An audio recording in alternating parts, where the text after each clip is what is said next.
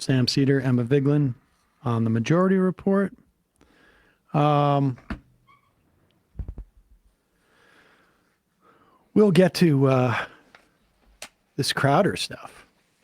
Interesting. Yes, interesting stuff. Also, Tim Pool. Our faves. Yeah. He, it's weird. He had some defamation suits that he had to settle. I wonder how that happens. Guess you didn't read into paragraph 2 of some of those stories, but we'll get to that. In the meantime, there are reports all around the country of particularly we've seen it in New York, Houston, Atlanta, of ICE raids, which is weird because my understanding that we're being told is that ICE is only rounding up, as it were, people who have committed crimes. And remember, if you're in this country without documentation, you haven't done anything criminally illegal. Any more so than if you've done something illegal by getting a speeding ticket. We have criminal law and we have civil law. And you can break the civil code by speeding or by crossing the border without documentation. But we're told that the only people that they're rounding up right now and deporting or putting into pens, right now, supposedly they arrested 1,100 people just on day one. And Trump had been trying to say that those quotas need to get up to 1,200 to 1,500 a day. That was his directive to ICE that we talked about yesterday. We have the capacity as a country to detain about 40,000, maybe a little bit more, undocumented immigrants. And then we have to start making mass camps. And maybe, they feel like they can do that within 45 days or 30 days that it takes. Texas is sure signing up. But I'm sort of just wondering, why would all these immigrants who have committed crimes hang out together? That they can be rounded up en masse. Are we talking about there are 1,100 different operations happening per day to arrest these? Or is it like there's these clubs where immigrants hang out? Hey, if you've committed a crime, let's hang out here together at the local immigrant committed crime club that we set up. Which, it's so convenient, but those are often in churches and schools. Human shields, obviously. That's where we're going to hang out. We don't know exactly who's being picked up and deported. And we just don't know. They're claiming they're criminals, and there's a lot of people taking that at face value. Oh, yes, of course. And then there's some brave souls who are joining them, the ICE operations. And here is Dr. Phil. He's running for governor of California. It seems pretty clear at this point. That's my guess.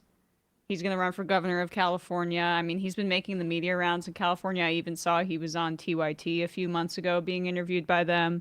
So this is why Kamala Harris probably, if she's going to run for anything, should run for governor of California, because she'd have the name recognition to go up against him.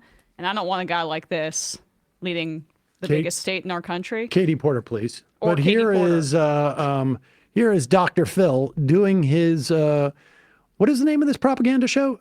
Is it Dr. Phil's Propaganda Hour? It's on Merit Network, which I think is his own Merit. Network. Okay, good. Yeah. Right. Well, we just arrived in Chicago, and I'm getting ready to meet with Tom Homan, and we're going to brief what's happening tomorrow, what we're going to do, how we're going to do it, go over all the security protocol, because it's a pretty high risk mission that we're going on. This truly is a targeted ICE mission because they're not sweeping neighborhoods like people are trying to imply. I know that because I've been involved in this heading into this. They've identified 270 high-value targets. And what I mean by that is these are known criminals and terrorists. We're talking about murderers, child traffickers, child rapists. We're talking about bad actors, both in the countries they've come from and since they've been here in the United States. Some of these people have 12, 15 arrests, indictments, some convictions in their home countries and here, but yet they're on the streets. And that's who ICE is targeting to bring out of these communities. So we're going after specific targets, not just sweeping neighborhoods and picking up anyone with a tan, anyone that looks like they don't belong here. Anybody belongs here. One thing I've learned about Tom Homan. Pause it for 1 second. You know, the president the other day said you could just look at people and know their trouble. Didn't he say that? I mean, did we ever pull that clip? Didn't the president say sometimes you can just look at people, if you know what I mean, and tell their trouble in terms of immigrants? right. Interesting.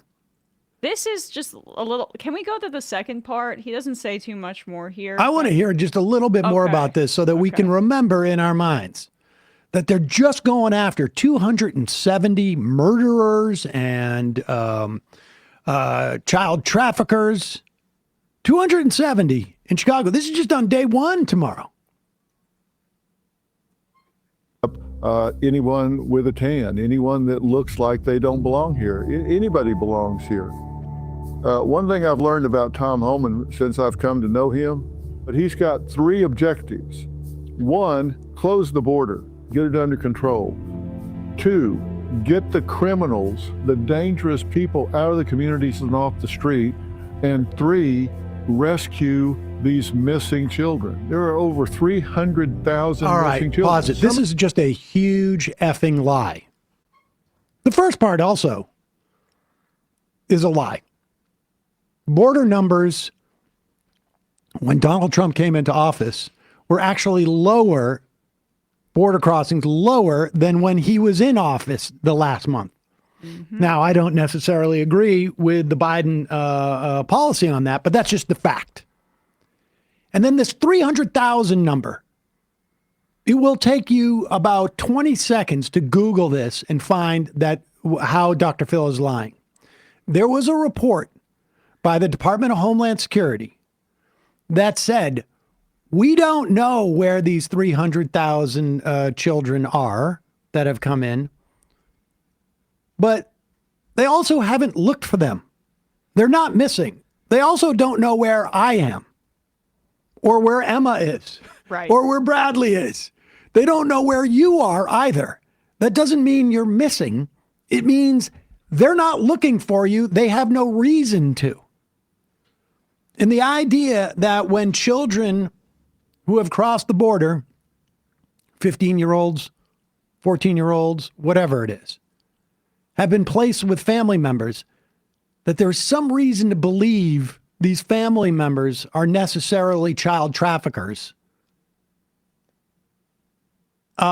is racist to the core. And the claim about these people being here illegally, the New York Times reported that the DHS memo that was given to ICE agents includes the ability, as we've talked about previously, to expel immigrants who have come over lawfully via the CBP-1 app, which we talked about was an app, one of the modernizations of this process that was actually a decent thing that the Biden administration did on this front, where people could apply for this status under humanitarian parole programs through the app. More than 500,000 Cubans, Haitians, Venezuelans, and Nicaraguans entered the United States under that parole program. And an analysis showed that the programs reduced illegal entry from those 4 countries by 98% over 2 years. So all the Biden administration needed to do was provide a modernized system for people to apply. And yes, the wait times were way too long. It was far too backlogged and difficult in terms of getting people across and processing folks. But it reduced the illegal entry by 98% over those 2 years from those 4 countries that I just listed, because they uploaded their biometric data there. They uploaded all their information. You were able to get background checks. You were able to verify who these people were, which is exactly what the right says they want. But it's just racism. So everybody that's saying that, oh, look at how much people support the mass deportation of criminals, they are lying to you by omitting the fact that they're just classifying almost every immigrant that they decide to classify as criminals because of their status, because they just decide to immigrate here. You know, I wish we could talk to an immigration lawyer right now to find out this story about whether we have all these people are criminals. Calling from a 509 area code. Hey, Sam, this is Ronald Reagan. Oh my gosh, I was just talking about how I would like to be talking to an immigration attorney. Yeah, I'm going to maybe retire from that job. I'm going to launch a shitcoin and maybe like some sort of dirty catchphrase. Well, I'm glad we got you before you did that. This claim that Tom Homan has with these ICE operations, that Dr. Phil, who is an actual maybe partial doctor, so of course knows about Tom Homan, apparently also was wrong about that 300,000 missing children thing, but I guess he didn't hear that on Newsmax, that they maybe made a correction. What can you tell us about this as an immigration attorney? Yeah, so one thing they're trying to do, obviously, is to make all the enforcement efforts really, really public. So I saw that, Trump did a Instagram post with pictures of the people they're arresting and salacious details about their criminal history. And just to be clear, like, if you've been convicted of rape of a child or all these types of things that they're talking about, there's never been a time in the history of the country, as far as I know, that ICE wouldn't aggressively be pursuing your deportation, whether it's Bush, Obama, Biden, whoever. Mm-hmm. The difference, I think, on those cases is that Biden never did like an Instagram blast, about those types of enforcement efforts. But it's definitely not true that those are the only people who are being targeted. Two things. One of the groups that's at the highest risk of being removed right now are people with prior removal orders, because their deportations are fairly quick. They don't have a lot of rights. They're subject to what's called mandatory detention. And so I've already seen people who are on orders of supervision with ICE who have, their only crime is that, and there's lots of ways to get a removal order. It could be at the border. 25 years ago, they caught you in a certain way, and now you've been deported. And maybe you came back the very next day and you've been here 25 years, but because you have this old removal order, they can just deport you without much due process. There's people who got ripped off by like a notario or a bad lawyer, and they ended up in removal proceedings again, maybe years and years ago. And because of this, they've got some removal order, but they've never committed a crime. But these people are easy pickings because immigration often, knows where they are. They're non-threatening. These are not, it's actually like maybe a little bit of work to go get somebody who's an active gang member or something like that. And like, that's actual police work. Yep. But if you can go get the lady who was ordered removed in 1999 and has never committed a crime in her life, that's going to be a lot easier. And then obviously, like, something that you see all the time with ICE that was really only avoided during like the last half of the Obama administration and during the Biden administration is collateral damage, in quotes. So maybe they show up at a house and they're looking for, this guy who's got some conviction or something. And their policy is basically to now to arrest whoever they find. And so there is some of that happening. I do think it's true that they're not going, door to door doing neighborhood sweeps and things like that. Like, there is some target in mind, but it's also true that they'll roll up other people along the way. And then the other interesting thing, they published some enforcement priorities the other day, and it really seems like they're going to try and take everyone who entered on CBP-1, even if they have a pending asylum application, even if they've done everything according to plan, and at least according to what they published, it seems like their plan is to actually get rid of their notice to appear in immigration court, take them out of removal proceedings, put them in expedited removal proceedings. And this is basically a way to take everyone who entered on CBP-1 and expedite their deportation. Now, like, lawyers are asking each other, how, is this even going to happen? Logistically, it seems like a really weird thing to publish. Nobody really knows yet. But my guess is that Trump is at least a little bit sensitive to bad headlines. And there is some, it's just the fact that if you came in the last 2 or 3 or 4 years, you're less likely to have a bunch of kids here or ties to the community. And so they might see that as a way to juice their numbers, get their numbers way up, and to deport a group of immigrants that they see as less sympathetic. But we'll see, because so far none of that has happened. But they did publish an enforcement memo saying this is what we want to do. So we'll see. What is the normal amount? 6 months ago, what was the daily amount of ICE arrests? Do you know? Yeah, so I don't know I've seen what other people have published, that the numbers so far haven't changed all that dramatically. I think the big difference is, it's just they're publicizing. They're publicizing them, and the bottom line is, ICE has existed in its current shape and size, since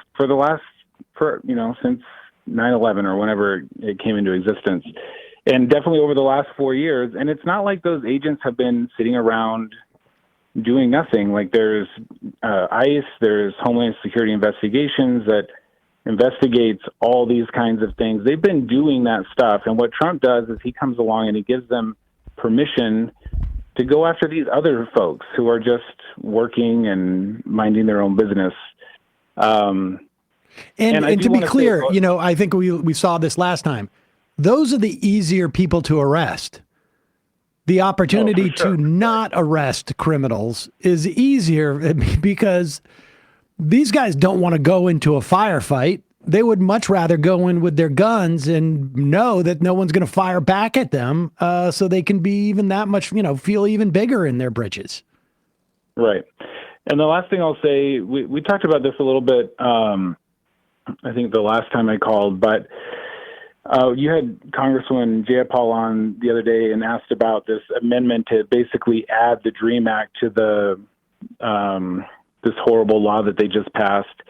And she said, oh, yeah, that's not going to, nothing's going to happen with that, because we also tried it last year for the border bill. And I'm an immigration attorney. I get emails constantly from all these organizations about what's happening. And I try to stay plugged in. And I never heard about that effort to inject the DREAM Act into the border bill. And even the one that happened this time, I just stumbled upon it. It wasn't like a news release or anything like that. They quietly, quote unquote, try to get something into a bill, and then someone quietly says no, and then they just forget about it. And I'm tired of the Democrats coming out and saying, well, this isn't who we are. We shouldn't be deporting these people. The bottom line is this: these people are being deported because the law says they can be deported. And if you're in Congress, You are a lawmaker. You are the people who can actually do something about it. You could change the law. And I know it's very, very hard, and it might be 4 years of pure messaging, like knowing that you're not going to get anything done. But your job as a lawmaker is to propose a law, get up there, tell people what's in the law, what you're trying to actually make happen.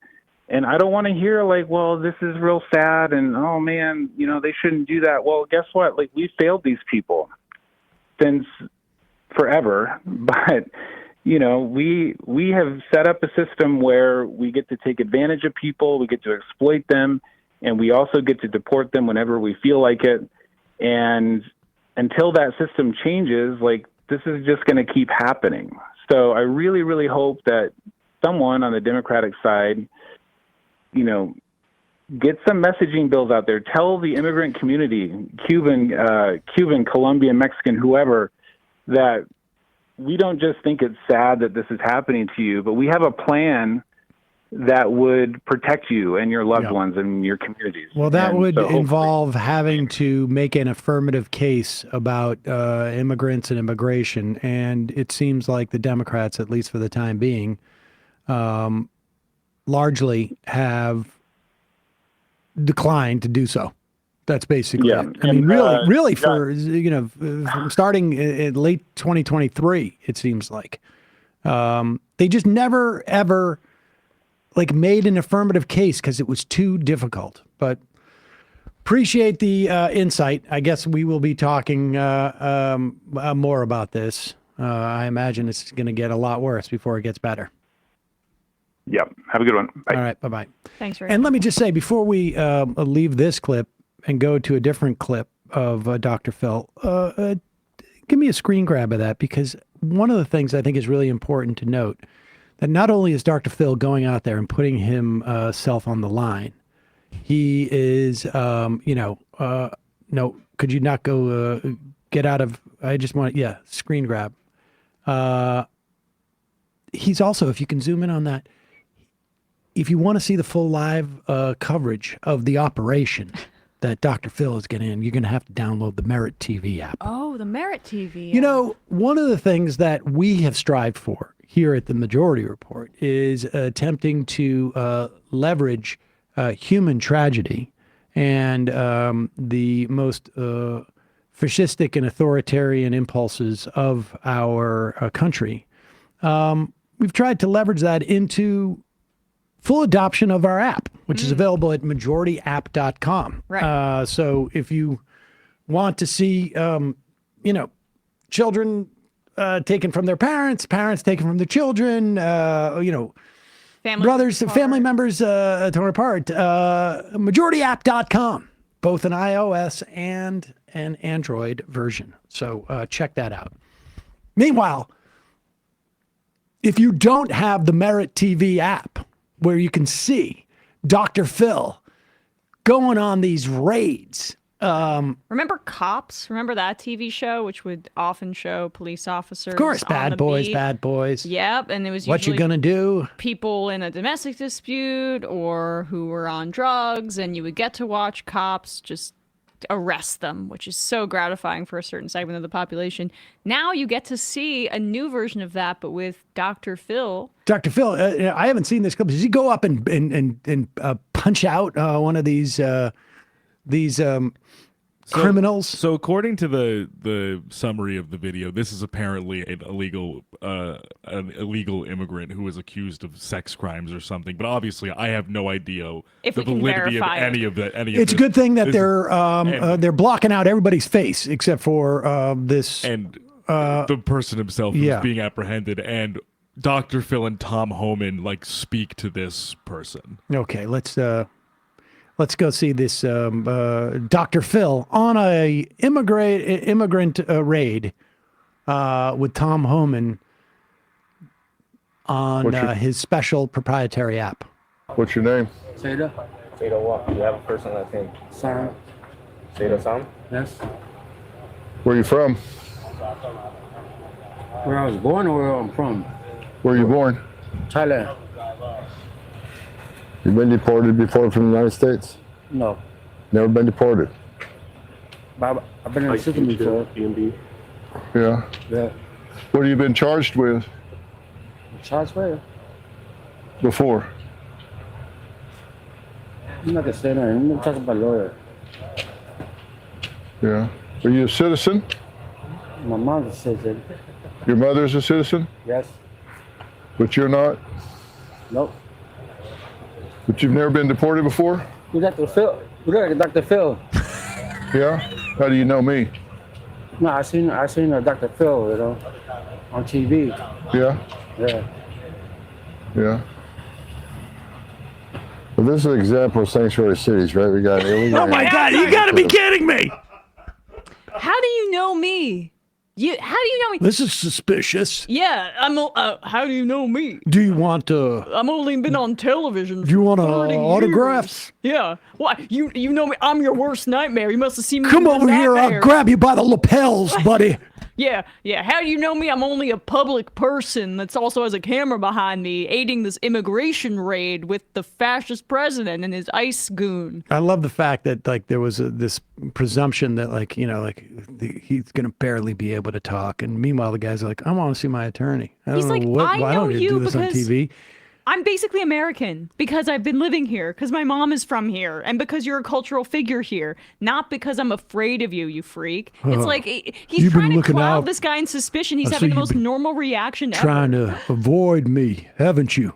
Yeah. Tell me the truth. Haven't you been able to trying to avoid me? And independent of any of the details, he's probably. I wonder if this guy's also like, why is Dr. Phil here? Well, I mean, he's My probably worst nightmare. so like this is disgusting. I just want to say. I mean, the way I'm that your like worst nightmare. he's probably having an anxiety attack. Dr. Phil, what a great journalist, too. He really got to the bottom of this. And Oh, he had he to wa- wait for yeah. Tom Homan to step in like he was like, moms love palm olive. You know, like it's just crazy. This Right. is insane. Go ahead. Yeah? How do you know me? How do you know? But you're not? Which channel do you watch me on? But you've never been Hold deported on for before? 1 second. Stop it. Do you have the new Merit TV app? Do you have the new Merit TV app? Is that where you know me from? The new Merit TV app, available on your app store, also for Android and for iOS. Yeah. Is that where you know me from? From your $2.95 a month commercial-free membership on Merit TV app? Because I gotta know, it's like one of those drop-down menus when you're checking out. It's like, how'd you find out about us through through word of mouth or through social media? It's like he has to know this for how he can direct, his advertising. Did you use the coupon code PhilRaid for a 1 month free on the Merit TV app? Is that how you know me? Good. But you're not? Nope. But you've never been deported before? You Dr. Phil. You look like Dr. Phil. Yeah? How do you know me? No, I seen Dr. Phil, you know, on TV. Well, pause it. Yeah. You mean, wait a second, you tell me you never came in for an appointment? I didn't see you as a doctor? As a real actual doctor? How else would he know you, you How idiot? do you know me? Have you been tracking me? Are you going out with your own TV crew and trying to follow me? You're one Is of that those why? bad hombres? Again, but you don't watch me on the Merit TV app, do you? Okay. You Dr. Phil. You look like Dr. Phil. Yeah? How do you know me? No, I seen Dr. Phil, you know, on TV. Yeah? Yeah. Yeah? Good stuff, Well, this is Dr. an Phil. example of Yeah, sanctuary cities, yeah. right? You got it. Oh, wait, are you telling me that you have access to a television? Is that it? Okay. So you watch TV, in other words. Okay, Tom, maybe you should step in. An illegal alien convicted of sex crimes involving children. And he's walking the streets of Chicago. Again, the downfall, the problem with the sanctuary city, that people like us walking the street rather than law enforcement working with federal agents. This is what we're dealing with. Yeah. You've been charged with sex crimes with children?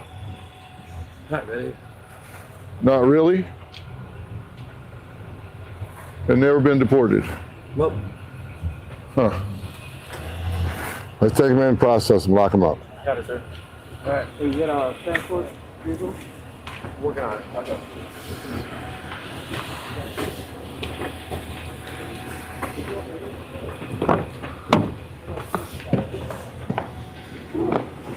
They have all these trucks and vehicles there to take Dr. Phil to the hospital. He looks like he's like on last legs here.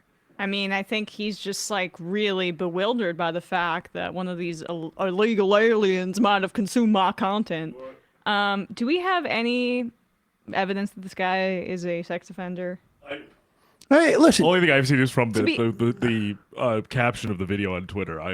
To be honest, even if he has been charged with this or accused of this or even, had done this, it doesn't mean that this kind of like gratuitous content where people get off on seeing somebody get arrested and deported is healthy for our society. And he should probably still have all of his full this rights is just, I mean, here's the in point. our legal system. This is all propaganda. I mean, as an immigration attorney who just called into the program, told us this was all going on during the Biden administration, though maybe they didn't have 43 vehicles and a film crew and Dr. Phil to ask the dumbest questions in the world. Tom Homan, I literally had to step in and go like, Dr. Phil, if you don't mind, I don't want to, but this is becoming an embarrassment for everybody. Yeah. Oh my God. What a disgusting, Dr. Phil, what a, He's gonna run for California governor, mark my words. How do you know me? Okay. Good stuff. It's like J.D. Vance talking to those What, people at the is he donut like? shop. What is Dr. Phil supposed to be, like a psychiatrist or something, or I'm psychologist? trying to look that up now because he no longer does have his license. He really worked some special psychological hocus pocus on that guy. Or at the or maybe it's like just it's gone like defunct. But I need to look up his license stuff a little bit more. So his Wikipedia here says, and I'll see. I'll make sure I can. I'll substantiate this. But it says he has a doctorate in clinical psychology, but he ceased renewing his license to practice in 2006. Okay, there we go. Why should I? I'm going on a bunch of ICE raids instead. I'm gonna try and get inside the mind of these criminal elements. So, how do you know me? When you say you know me, do you really know me? Do you think? You don't know If you me. are you a Merit TV Plus subscriber? Because that's when I start doing my Ask Me Anything segments. Is that how you know me?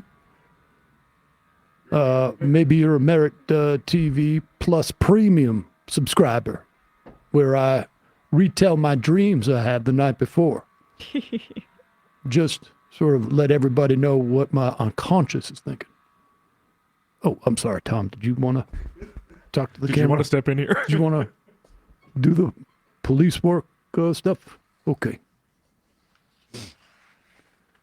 My God, we have really hit the wall in this society. Yes. 646-257-3920 is the number. 646-257-3920 is the number.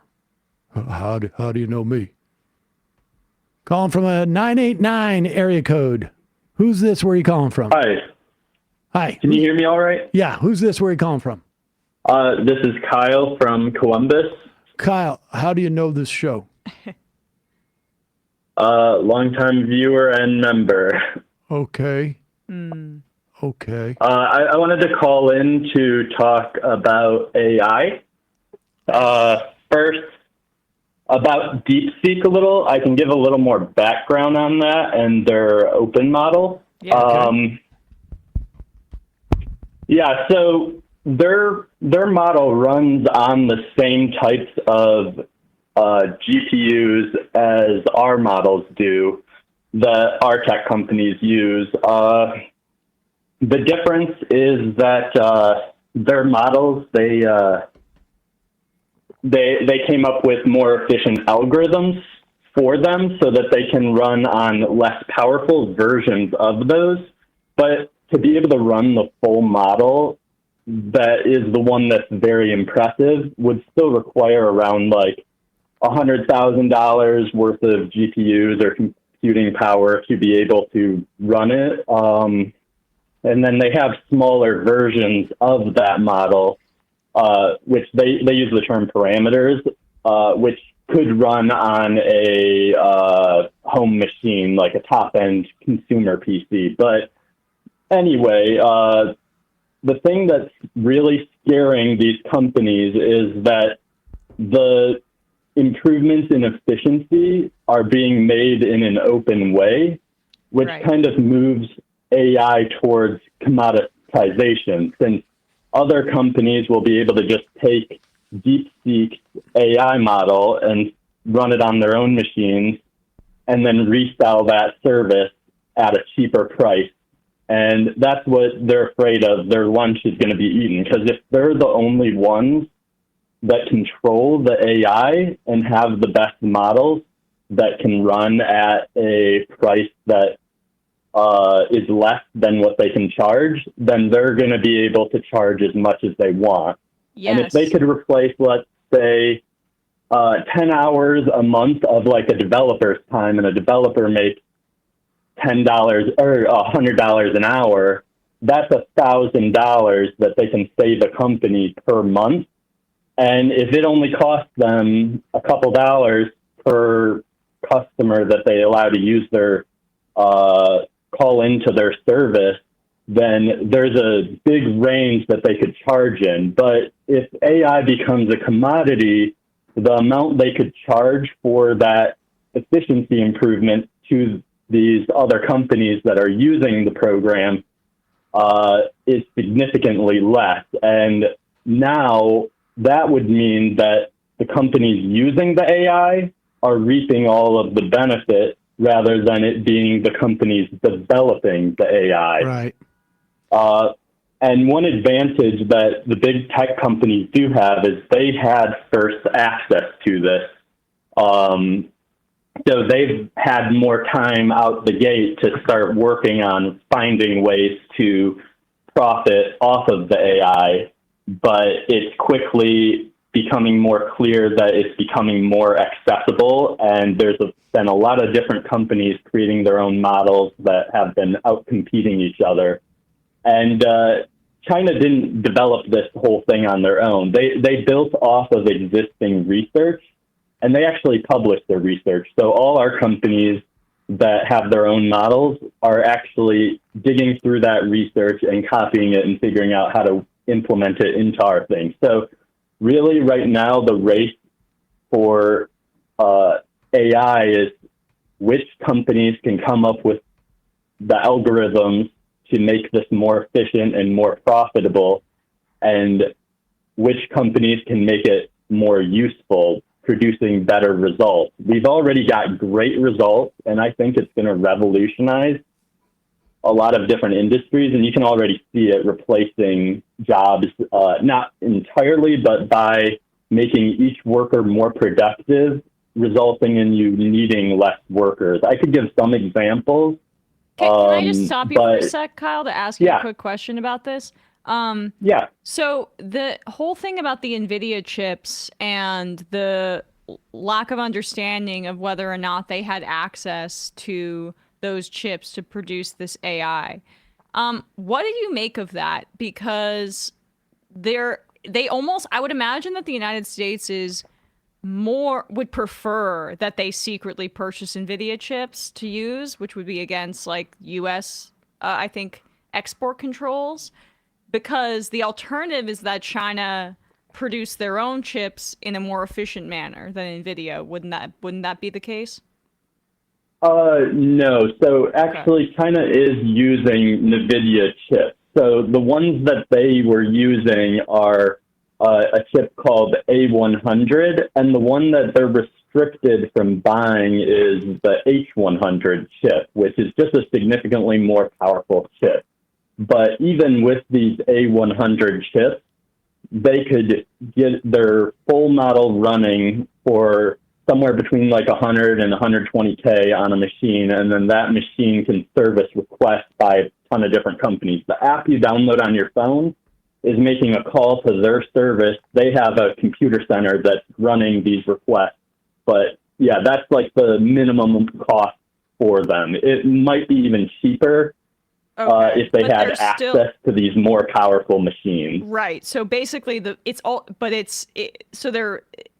model is more efficient, and they're using this lower level of chip that doesn't have the same like kind of processing capacity as the ones that are basically they're not supposed to be purchased, or NVIDIA isn't supposed to be selling to China.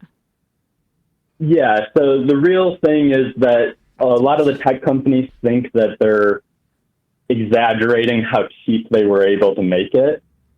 And I don't really think that matters that much. The fact that they have it and they've released it, they've made it open source, I think is the thing that's more impactful and going to have more impact on the industry versus how much it costs them to develop. Because what do you think the real thing is the usage. What do you think it means that they released it as open source? Like, why would they do that instead of not making it open source? Like, what benefit are they ultimately going to get? I mean, presuming that they think they're going to get a benefit. I mean, it's more data for the AI to learn. I guess. From my understanding, which this isn't unique to them. So Facebook actually has some open source models they released. They're just less powerful models that they released the open source code for, like their previous generation. And the idea behind why would Facebook do that is that Facebook benefits from people looking at their open source software and coming up with changes or adaptations of it to make it more efficient. Other companies, it kind of opens the door for other companies to kind of contribute. And then the other thing is that it can stifle competition, because if there's a free version of this model just around, then other companies trying to start building their own models that are not as good as that free version yet won't really be able to make money until they surpassed it and made even better models. Is the fact that they're releasing an open source model suggest that maybe they have a even better model, and the open source model is there for them to look for other people to find improvements that they can apply to their even better model? I believe that this project was actually not like one of the company's main things that they do. I think it was like an investment company, and this is kind of like a side project for them. And publishing it doesn't really negatively impact them, since it's not their main business. Oh, nice. So it's really just sharing the knowledge. And that's exactly another example of like why Facebook was able to open source some of their models is, hey, this isn't going to really affect us if we make it open negatively, because it's not going to compete with our internal AI that's even better. And it might stifle the competition. It might get more people might inhibit different researching it, and we might, and we might be able to get some benefits when others build on top of it. Like DeepSeek, they built on top of some of that research, and now they have a public made that public, and now Facebook and all these other companies can look at open or DeepSeek's research and add it into their models to make their models even better. So this kind of knowledge sharing helps advance the technology by getting more people involved. Appreciate the phone call. Yep.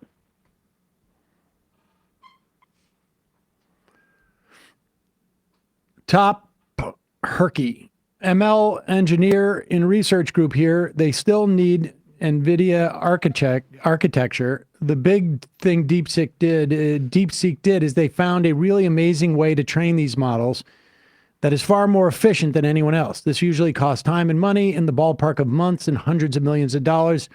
Also, there's a model. Their model is also based on current Meta and Alibaba models, so it's a product of an open source models. Most of us use special trained versions of open source models that we train ourselves for special tasks. Yeah. Calling from a 646 area code. Oh, did you have more? No, it's the NVIDIA architecture probably for the fabrication. Yeah, sorry. Keep going. 646. Hey, Sam and Emma, how are you guys doing? Good. Who's this? Where are you calling from? This is Josh. I'm calling from just a hop, skip, and a couple subways over in Bushwick. And how did you get this number? How do you know me? Well, Sam, you've been on TV for a very long time. Okay. Okay. I've been trying to get you for a while, actually, since I can't remember who Emma had on talked about transit, and I had a little rant in Twitch chat. Hayden Clarkin? You got a rant about transit? I'm not sure. Go ahead. But I had a little rant in Twitch chat, and I figured I wanted to call in and talk about it a little bit.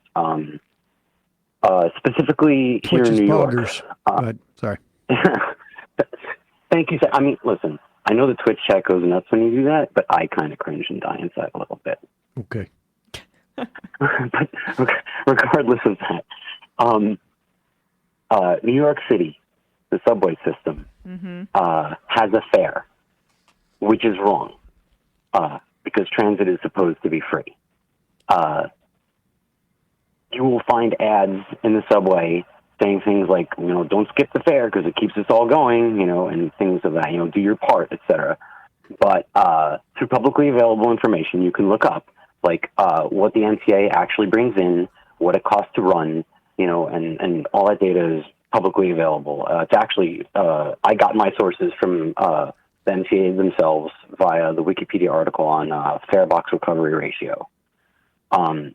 What it comes down to is that 100% of the capital budget for the New York City subway, which is everything they build and buy, all their infrastructure, all that stuff, that's obviously government funded. The operating budget, which is smaller than the capital budget, is 75% government funded, which means that fares only account for bringing in 25% of the operating budget, which is the smaller of the two. Those fares, however, are not free to collect. Those fares add to the cost of the infrastructure in significant ways, and they add to the operating budget in significant ways. So I don't know how much of the 25% that they bring in they also eat up, but the fact is that charging for access to the subway is just punishing the people who use the subway for the sake of punishing the people who use the subway. So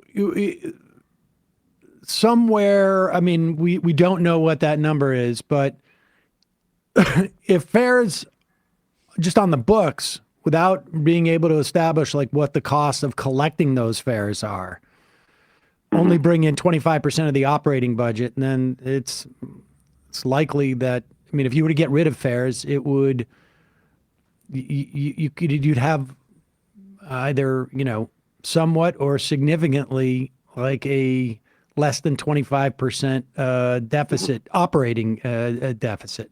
Yeah, all of the man hours that go into maintaining, the fare collection systems, all the technology that goes into it, the entire design of every single subway station is 2 to 3 times the price because they include fare control areas. The entire system is more expensive to build and operate and maintain and run because we're collecting fares. So again, I don't know how much of that 25% it eats up, but it's got to be a lot. But yeah, those numbers the numbers that I listed are available on the fare box recovery ratio Wikipedia page. There's a little footnote. What do you think the psychology is of collecting fares? Well, it's that individualism. Everybody's got to, bootstraps, pay your way sort of thing. It's the reason politicians like it is because it gets them votes from people who like to hear that sort of thing. I'd also argue that and it's like a backfill revenue generating mechanism because the city wants to do other things and they don't want to abandon that in the name of fairness. Yeah, and there have been free transit experiments around the world. They always work out, as well as they are expected to. But we don't get to have that here. There's one other transit point that I wanted to bring up, and that is the rate of expansion of the system. When it was brand new, it expanded extremely rapidly, and these numbers I've calculated, but I don't have them offhand. The number of stations per year built. But initially, so the need for expansion in trackage and stations has not decreased. We only have more and more people. The city is larger and larger. People are further and further out. But the actual building of track and station has decreased significantly to the point where it used to be stations per year, and now it's years per station. And it was a stark difference. It was for the first couple of decades. And for pretty much most of the existence, more than half of the existence of the system, there's hardly been any expansion. And people like to talk about the vaunted New York City subway, and it is impressive, and I do love it, and it gets me around. But China has come from behind.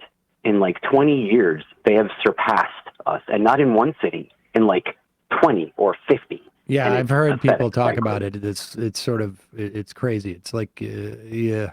I mean, I'm not as impressed with how its expansion from when from its early years, because that makes some sense. But certainly in the past couple of decades in New York, as the outer boroughs become like more people are working, I think, across boroughs in a way that didn't before. I mean, all the way to New Jersey. People are living in New Jersey and working because in the Brooklyn. system it's designed to funnel everybody into and out of Manhattan as opposed to like where they want to go. Exactly. I mean, there's just, I think, just a far greater demand to go from borough to borough as opposed through Manhattan. And so Someone in Twitch chat mentioned Queenslink, and specifically they mentioned Queenslink versus Queensway. And Queenslink is a very important project, and Queensway is like the stupid capitalist garbage version. Yeah. Well, I mean, it looks like some of the congestion pricing is going to go towards building a north-south rail, right, between Queens, like the Greenpoint, northern area of Brooklyn, and then down into, I don't know, I think, I forget exactly where it goes into southern Brooklyn, but that'll be a huge improvement. I hear what you're saying about like free fares. I think, I know that there's been discussions in other cities in the country about that being a possibility, but it's part of also why I'm supportive of Mamdani. I'm forgetting his first name, the socialist candidate. Yeah, oh man, he was such an incredible interview. Oh man, I love that guy. I'm sad I missed it. I'm gonna definitely rank him first. But because in part he was a part of the free bus pilot program, right? So that's that could be a step in the right direction. I think also, it's as much about like a sort of a cultural perspective on some level, and like questions of control. I mean, I think obviously the revenue is, somewhat helpful. I think 25% of your operating budget, even because you don't necessarily get back, although you got to keep up, you got to maintain the technology and then the enforcement, et cetera, et cetera. But so I don't think the money's not nothing, but it's not, there's like a weird cultural thing that I think people have to get over in the way that they sort of perceive. It's like everything else. What a city's supposed to do. They see free things. They see freeloaders. You got to bootstraps and earn your share and all that stuff. But it's ridiculous. Like we are so filthy rich. We can't afford all of the things that people need to survive and thrive. the reason that people don't have the things that they need is because people want us to not have the things that we need. Because the more precarious we are, the more easily controlled we are. Yep. But yeah, so transit frustrates me quite a bit. I'm really glad that I got to get that rant out. I'll call again next time we can talk about Israel Palestine. I've called before. I have the parents who moved to the West Bank about 5 years ago or so. Oh, okay. Oh, all right. Well, right. appreciate the call. Thank you. Thanks. Less is best. Thanks for talking to me, guys. Bye-bye. Yep, Be well. Appreciate it. Be well. Someone said in the chat that there is that LA is talking about free subway by 2028 or free transit fares. And I think, part of that is because this is before the Olympics. I think part of that is also like public transport is a relatively new phenomenon. Like when I lived in LA in the 90s, like the idea that someone would take the bus anywhere and they were still, I think they were just starting to build a subway and any type of rail. I mean, the idea that you would even take the bus anywhere was like, if you walked anywhere. Oh, yeah. I rode my bike in places and people were just like, what are you doing? I remember I walked around downtown LA at a free day and it was like, it's a car city. I mean, New York City supremacy, we all know it, but I prefer all cities that were built before the car for that very reason. It's just like some of the cities that are the hardest to get around are the cities, in the West and in the Southwest. Houston is the worst example. LA is pretty damn bad, but they're improving at least their public transit. Calling from a 503 area code. Who's this? Where are you calling from? Is this me? Yes, it is you. Oh, my God. This is Jim DiBartolo from Portland, Oregon. Oh, Jim, we were just talking about you. You don't know how, behind the scenes, I wouldn't call it a squeal, but, let's call it a manly squeal. A long-time listener, long-time supporter. I love you guys.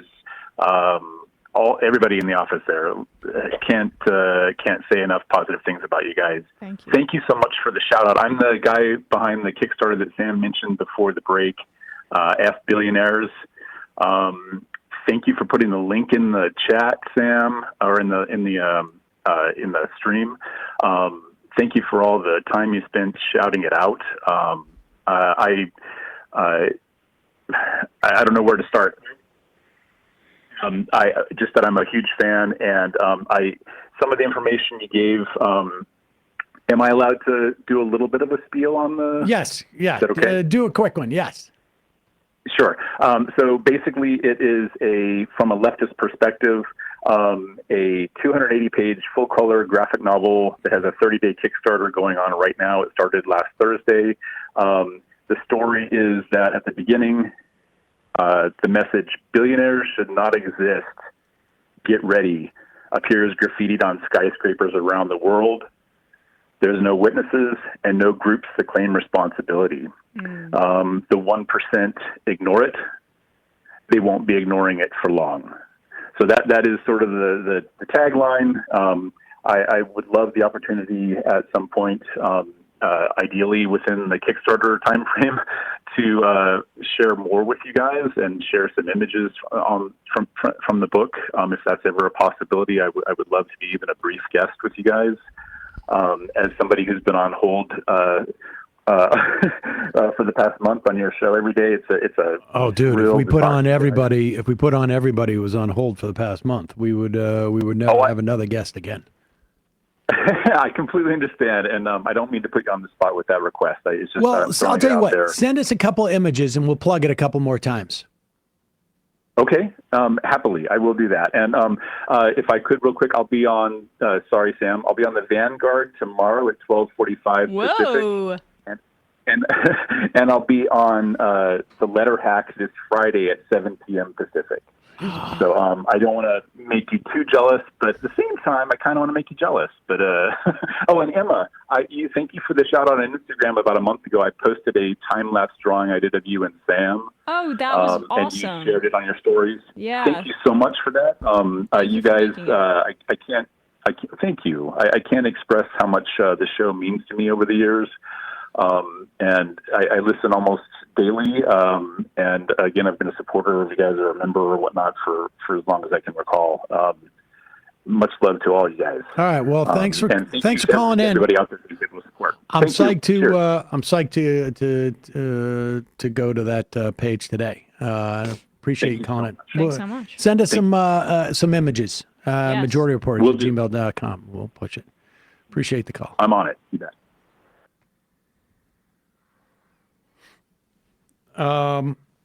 Tomorrow,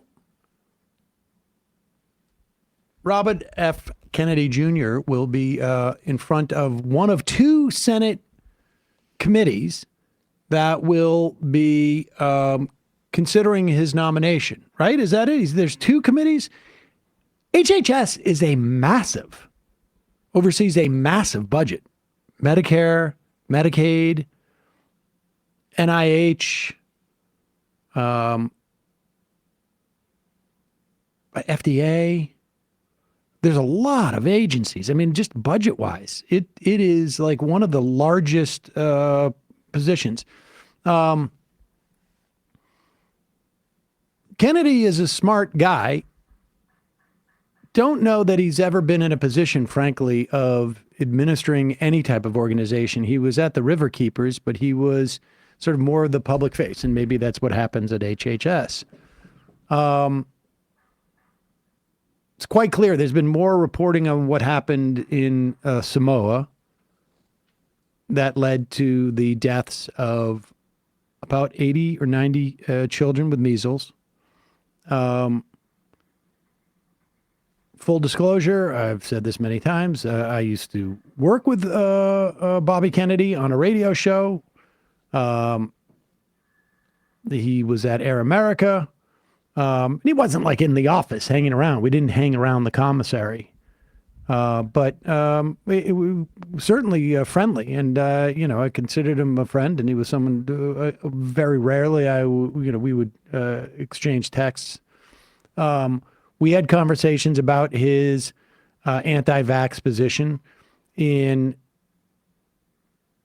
2004, the idea that thimerosal was contributing to autism was an open question. They had taken out thimerosal from vaccines in 2003, maybe it was 2002 in some instances, childhood vaccines. And we were all sort of waiting to see if this was going to influence autism rates. And it did not. And subsequent to that, I can't remember when it was. I had the conversation. I think maybe it was on, maybe we did it on Ring of Fire, or we did it on this show when I was at a conference. And I said, your theory was that thimerosal contributed to autism rates in these vaccines, and the thimerosal was taken out, and it hasn't changed the autism rates. And his position at that time, which I've not heard him say recently, is that, they never took the thimerosal out. That was a lie. And I said, that's odd. My physician actually had tested, because this was when my daughter was born in 2005, it was still sort of like an open question. They had just taken thimerosal out, and he was like, I'm like, is there thimerosal still in this? No. How do you know? Test the batch. He didn't test it. He sent it out to a thing. And, you could say, look for thimerosal. Right. And I presume other doctors could have done this too. But this is now 20 years since that point, and you would have enough of a you would have had sample the data size. by 2006. It doesn't matter. Right. Yes. Exactly. We were saying at that time, we're going to know within a year or two That's what everybody who was skeptical about whether it was thimerosal or even believed it. And even the way that autism is discussed within the context of this, as if it is a black and white diagnosis as opposed to a spectrum, is outdated. Also, we're finding like that the autism rates have not gone up. There was a failure of basically diagnosing this for people in my generation. Exactly. And but I just find it weird that there is new and newer reasons why the autism is from the vaccines. That's ultimately my point. Anyways, I don't have any special insights beyond what I've just referred to in terms of Kenny, but I would assume maybe some members of his family does. And here is Jack Schlossberg. He's kind of like a new Democratic influencer now. So he's popular on Instagram. And he's, I would say, one of the only Democratic influencers that I actually see organically come up in people's feeds, who isn't one of those AstroTurf people that said like F Bernie Sanders, who was invited to the White House. So this is him basically trying to get his family to speak out. And we have an update as of an hour ago that at least one of them did. Okay. And so it's interesting because, his family basically in the run up to, had asked him not to run as an independent. That was when they really came out en force. And now there's Schlossberg. This is, I guess, Friday he posted this, asking his family. And there's a lot of like Kennedy cousins. There's a lot. Calls for Kennedy calls for his family members to basically speak out and say something. And this is for the rest of my cousins. I'm asking the media to ask my cousins, I have a lot of them, what they think and why they don't say anything and what they know about Bobby Kennedy and why they aren't talking and all the stories they have. The guy's about to be in charge of public health for the United States of America. How about you ask my cousins some real questions? How come I'm the only one who's talking out? Wake up. This is not a fucking drill. These guys are taking over. If they don't want to talk, then you know what side they're on. Later. And this is for... And an hour It's going to be uncomfortable at Thanksgiving. Oh, yeah. The New York Times published this, or I guess the Washington Post first reported on the letter, but wrote and basically urged senators to reject his nomination. And this is Schlossberg's mom. Yeah. Oh, okay. Yeah. So there you go. Caroline Kennedy, and writes and calls him a predator. I mean, scroll down a little bit, Bradley. She called on lawmakers who will be questioning Mr. Kennedy at his confirmation hearings to become the nation's health secretary on Wednesday and Thursday to reject his nomination. She cited his lack of experience, misinformed views on vaccines, and personal attributes. In the letter, she described how he led other family members, quote, down the path of drug addiction. His basement, his garage, and his dorm room were the centers of the action where drugs were available, and he enjoyed showing off how he put baby chickens and mice in the blender to feed his hawks, Miss Kennedy wrote. It was often a perverse scene of despair and violence. She gives him credit for overcoming his drug addiction, which Mr. Kennedy has discussed extensively, but she said the collateral damage was extensive. But siblings and cousins who Bobby encouraged down the path of substance abuse suffered addiction, illness, and death, while Bobby has gone on to misrepresent, lie, and cheat his way through life. Bobby preys on the desperation of parents and sick children vaccinating his own children while building a following by hypocritically discouraging other parents from vaccinating theirs, she wrote. So that's a revelation there, basically, that his children are vaccinated. The drug addiction part, I don't know if that's necessarily the best angle to hit him on. I mean, the fact that he's experienced massive trauma in his life. His father was assassinated, as was his uncle. I would imagine that his drug addiction was a way to cope with that. But clearly, he has had some sort of a break from reality. I don't know when that happened. I think so. And I think it is. I think the idea that what she says, his advocacy against vaccines is part of an addiction to attention and power. I think that's the case. Yep. That is my sense. Right. I mean, the animal stuff is bizarre to me. The chickens in the blender and the whale head on the roof and the bear cub in the park. I mean, that's off the top of my head. But I also just, in terms of like, you know, and I had this problem, and I will say at the beginning of his campaign, when he gave that speech, I think it was in Boston, I don't think he even brought up the, you know, his anti-vax advocacy. I was actually thinking like, I mean, there's a possibility that he could run a campaign and have positions. And you know, I hadn't engaged with him in a couple of years since that time. I think he left Ring of Fire in 2017 or so. And I think his anti-vax advocacy grew significantly during that time. But his politics changed, and his notion of fixing things, I mean, even like the idea of like, yes, should we have healthier food? Of course.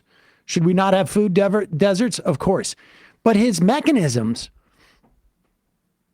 and saying things like climate change was really just an excuse for authoritarian measures. And that the perspective, like he lost what he used to have, which was a very, very deep abiding sense of the loss of the commons. Right. The idea that we have a collective ownership of things.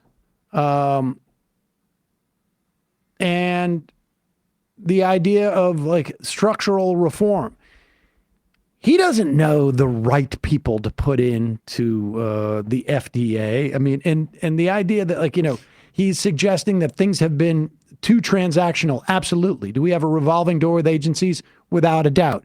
Do corporations have more power? Indeed.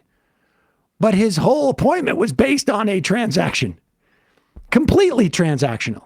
Completely unprincipled. And I think his assessment of himself is inflated in such that I don't think he understands the job that he is taking. And I think the one thing that's going to survive of his agenda is a wrecking ball to the idea of public health. Yeah. And I'll tell you something, like, I know. You read what people are saying about the bird flu, scientists, epidemiologists, people who study pandemics and epidemics. They're like, look, we're just walking towards a higher probability, right? Like, you know, you can't ever say we're going to have an epidemic from this. You can't say that until very late in the process. But that's the problem, is that at one point, you know, the wheelbarrow goes up, and at one point you hit the cliff, and it's like you can't stop it at that point. You need to stop. You need to stop it before you get to a critical mass, and we are not doing that. We haven't been doing that, and we're going to do it a lot less now. I mean, I just want to remind people, this guy said that COVID was a Chinese bioweapon that was genetically engineered to exclude Ashkenazi Jews and Chinese people. He said that in a private donor dinner that was recorded and leaked. This all gets memory hold. He said in July 2023 on with Lex Friedman that there is no vaccine that is, safe and effective. He followed up and said that the polio vaccine contained a virus called simian virus 40 or SV40 and claimed that it had caused an explosion of soft tissue cancers among people of his generation that, quote, killed many, many, many, many, many more people than polio ever did.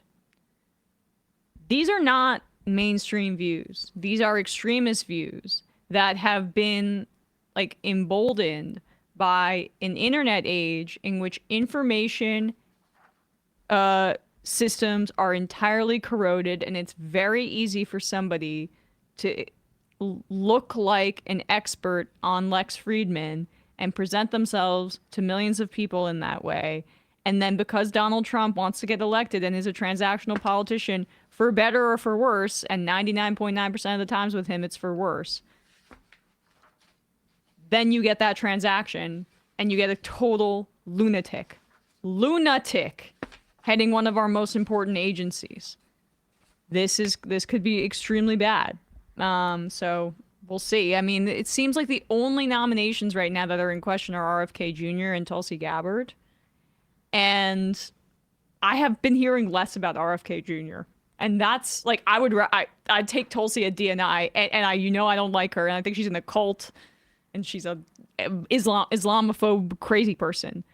In terms of like the effects on the population in the next 4 years, that could be absolutely devastating.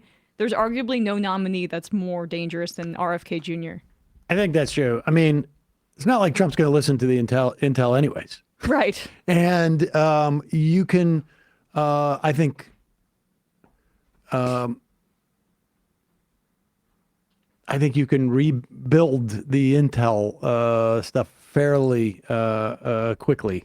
And as we say with Hegseth, we'd prefer more incompetence in our national security state, because that should be. Well, I like someone that you can point to. possible. You can point to and say, like, there's the problem. But this is really, really dangerous. This is really dangerous.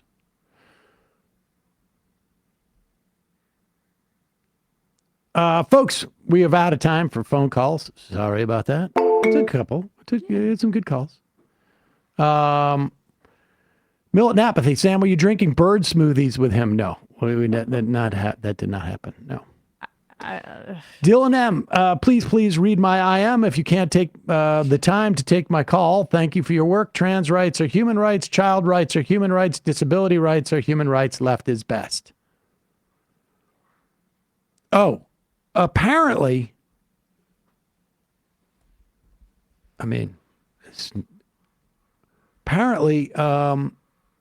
states are reporting that access to Medicaid has been cut.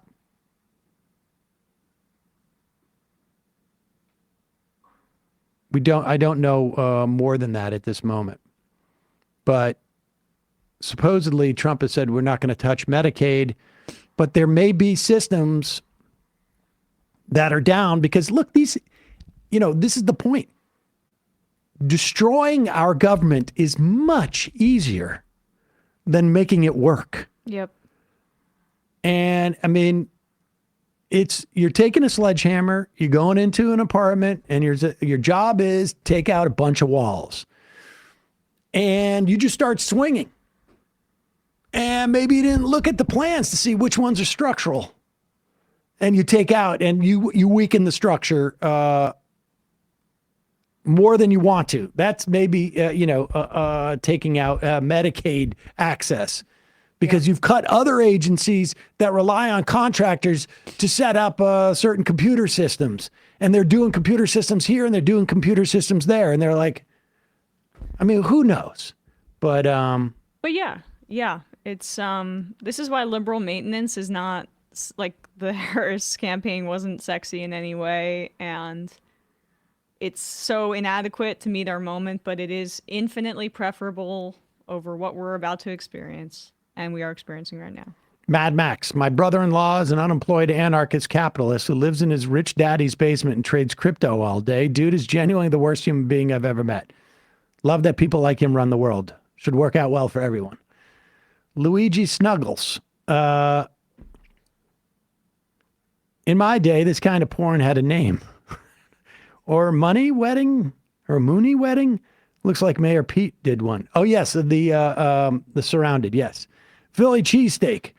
I never realized how much Dr. Phil sounds like Carl from Sling Blade. I bet he loves that potted meat and French fried potatoes. Only the source is open. The algorithm that's based on the source and the LM wouldn't be open. Dizzle McFizzle. I depend on VA disability to survive. I can't believe I stayed alive for this. Snarkorsky. There we go. Oh, jeez. I never understood why a mass transit wasn't free. The whole point is to love people quickly, move people quickly and efficiently. Why make it harder to use? Paris and London are fantastic for mass transit. Paris is clean and fast and convenient. We never waited for more than a few minutes for a train. I'm the perfect Majority Report fan. I've never been on hold. I've never asked to be on air, and I've never asked Sam, is this me? All right, 5 more. Mikey Love. Energy companies love AI and crypto like the arms industry loves war. Skid Mark Twain. Jeez. I thought ICE needed a signed warrant. How does that allow collateral damage arrests? I don't know if they do in certain instances. Courier 11 sec. Another part of the lower cost of things in China is that businesses there have the primary goal of creating whatever the product is and supporting the people, creating it, while businesses elsewhere have the primary goal of creating value for stockholders, and everything else is secondary. Ben from Chicago. Kansas City eliminated bus fares a few years ago and ultimately cut budget spending by doing so. Interesting.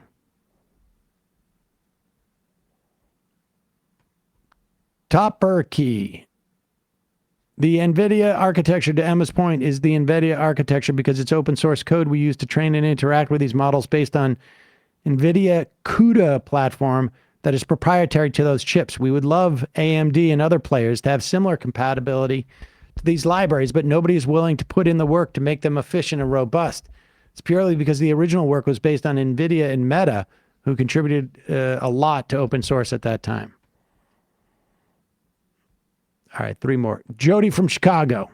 Trump just shut Illinois out of Medicaid. I'm on it, so I should not go to my doctor's appointment on Thursday?